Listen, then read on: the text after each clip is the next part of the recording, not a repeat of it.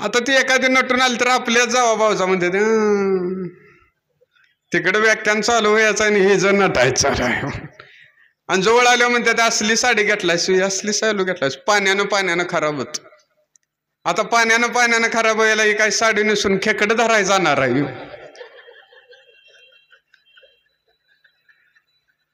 तरी सगळेच नटलेले असतात आणि सगळेच निघालेले असतात आणि ह्यांचंच बाळ कुठतर मातीमध्ये खेळत असत.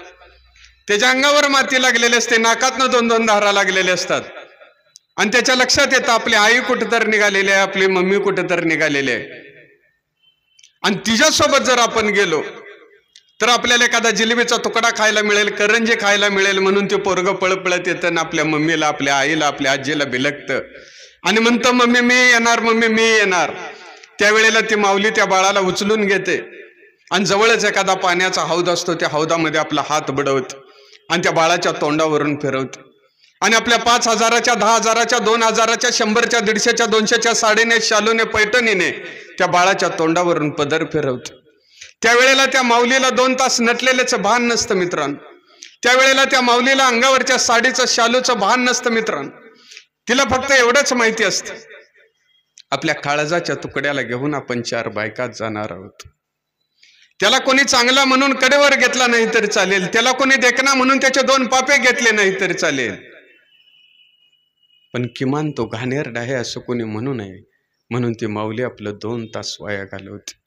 अगदी त्याच पद्धतीनं आपली पुढली पिढी वाया गेले असं कोणी म्हणू नये म्हणून त्यांच्यावरती संस्काराचा आणि विचाराचा हात फिरवण्याचं काम साहित्य परिषद करत असते मित्रांनो. आणि साहित्य परिषदेच्या माध्यमातूनच हे सगळं घडत असतं, विचाराच्या आधारावरच हे घडत असतं. जर असं सांगून आणि टीव्ही बघून आणि बोलून जर घडत असतं तर पानपट्टीमध्ये सुद्धा टीव्ही असतात, तिथली लोक सुद्धा आग्रलेख लिहू शकली असते.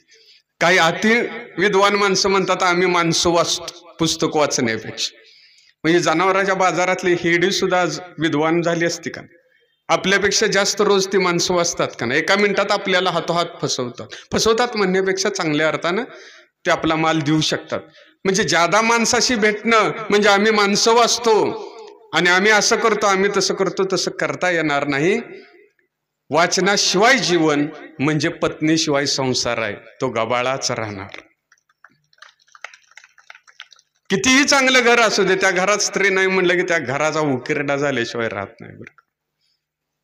त्याच पद्धतीनं माणसाच्या डोक्यात जर विचार नसेल तर तो कितीही श्रीमंत झाला तर त्याच्या जीवनाला शिस्त येत नाही. ती शिस्त यावी म्हणून साहित्य असतं, म्हणून विचार